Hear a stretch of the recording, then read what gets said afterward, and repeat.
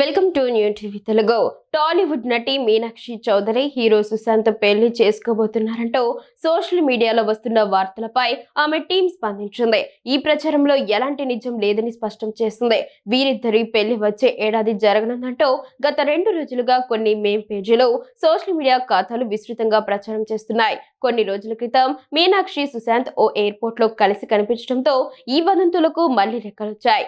ఈ నేపథ్యంలో మీనాక్షి టీం అధికారికంగా స్పందిస్తూ ఓ ప్రకటన విడుదల చేసింది. సుశాంత్, మీనాక్షి కేవలం మంచి స్నేహితులు మాత్రమే. వారిద్దరి మధ్య స్నేహం తప్ప మరే బంధం లేదు అని తేల్చి చెప్పింది.